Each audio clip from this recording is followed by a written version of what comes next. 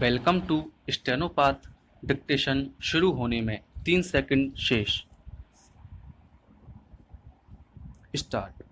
पहले अपने बेहतर करीबी लोगों और अपने बड़ों के आगे अपना दुख दर्द बांटकर दिमाग हल्का हो जाता था।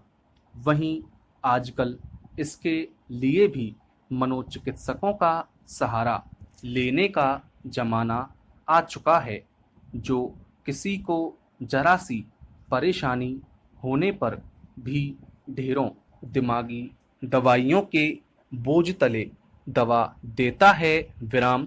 इससे परेशानी कितनी खत्म होती है पता नहीं, लेकिन इसकी जगह दवाइयों के दुष्परिणामों की वजह से दूसरी मुश्किलें पैदा हो जाती हैं। विराम।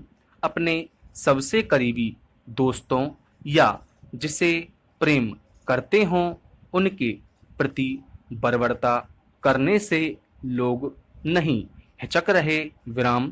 क्या मानसिकता पनप रही है? त्योहारों का रूप स्वरूप भी अब पूरी तरह से परिवर्तित हो चुका है। विराम। इसमें से सौहार्द गायब होता जा रहा है। समझ में नहीं आता कि यह कैसा परिवर्तन है। विराम। इन सब फिक्र के बीच अभी भी लगता है कि बहुत कुछ बचाया जा सकता है। शायद हम वह आखिरी पीढ़ी हैं जिसने त्योहारों के प्यारे हुड़दंग भी देखे हैं और उन्हीं त्योहारों पर मातम सी शांति। विराम। अगर हमने संयुक्त परिवार का एहसास साथ रखा है तो एकल परिवार के दायरे में भी जूझ रहे हैं। विराम। अपनों के साथ छतों पर या आंगन में बैठे हैं और साथ ही गर्मी के मौसम में रात में पानी छिड़क कर बिस्तर ठंडा किया है। विराम। आज हम बंद कमरों में सिमट कर रह गए हैं। गाहे बगाहे ही रिश्तेदारियों का जीवन मिल पाता है। विराम। हालांकि अभी भी बचा सकने का वक्त है, अगर कोई बचाना चाहे तो। विराम। हमारी अगली पीढ़ी को शायद कुछ नसीब हो सके। हमारे कुछ पल मोबाइल के स्क्रीन में बंद जिंदगी से भी आगे बहुत कुछ है। यह बताना और समझाना बहुत जरूरी है। विराम। देर होने से पहले यह समझना जरूरी है कि संवाद को समझाने और उसे समझने की एक उम्र हुआ करती है। काश कि वह उम्र अभी बची हो।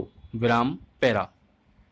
प्रति परीक्षा के दौरान अभ्युदय साक्षी को व्यर्थ ही यह सुझाव दिया गया है कि अभियुक्त की मृत्यु दुर्घटनावश गिरने से हुई है और इस बात का लाभ लेते हुए अन्य व्यक्तियों की मौन स्वीकृति से अभियुक्त को मिथ्या फंसाया गया है।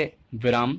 यह उल्लेख करना महत्वपूर्ण होगा कि अभियुक्त ने शव परीक्षण करने वाले चिकित्सक को ऐसा कोई भी सुझाव नहीं दिया है कि मृतका को पहुंची क्षतियां ऐसी थीं जो दुर्घटनावश गिरने से कारित हो सकती थीं, या यह कि मृतका की मृत्यु दुर्घटनावश हुई थी। विराम।